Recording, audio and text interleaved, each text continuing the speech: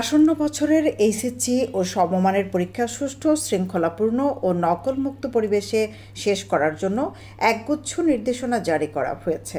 এতে প্রতি ২০ জন পরীক্ষার্থীর জন্য একজন কক্ষ পরিদর্শক এবং প্রতিটি কক্ষে কমপক্ষে ২ জন করে দায়িত্ব পালন করার নির্দেশ দেওয়া হয়েছে।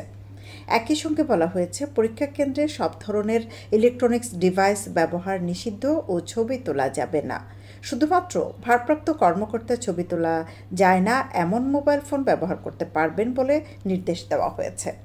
সম্প্রতি ঢাকা মাধ্যমিক ও উচ্চ মাধ্যমিক শিক্ষা বোর্ড এই নির্দেশনা জারি করে।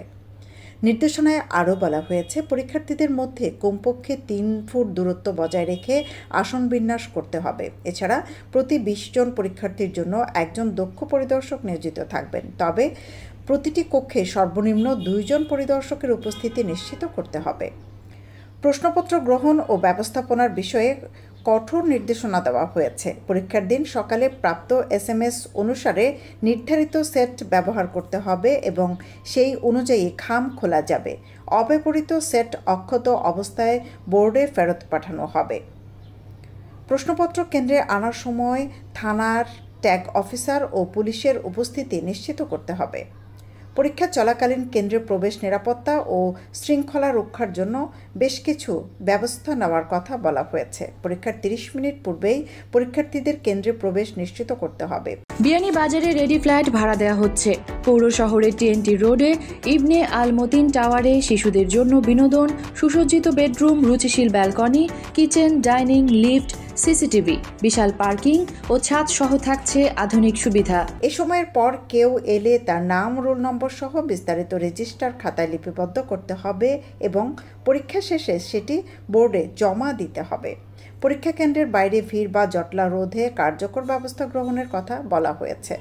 প্রয়োজনে হ্যান্ড মাইকের মাধ্যমে জনসচেতনতা তৈরি করতে হবে এবং CCTV ক্যামেরা স্থাপনের কথাও উল্লেখ করা হয়েছে।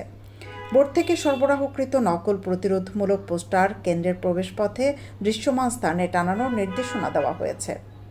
প্রবেশপত্রে কোনো ভুল থাকলে তা ৪ কর্মদিবসের মধ্যে সংশোধনের নির্দেশ দেওয়া হয়েছে। পরীক্ষা কেন্দ্রে শুধু অ্যানালগ কাঁটাযুক্ত ঘড়ি ব্যবহারের অনুমতি দেওয়া হয়েছে। এছাড়া বর্ষাকালে বিদ্যুৎ বিপর্যয় হলে যেন সমস্যা না হয়, এজন্য স্থানীয় বিদ্যুৎ অফিসকে চিঠি দিয়ে ব্যবস্থা নিতে বলা হয়েছে। পরীক্ষা শেষে উত্তরপত্র সঠিকভাবে গুছিয়ে বোর্ডে প্রেরণের বিষয়েও নির্দেশনা রয়েছে।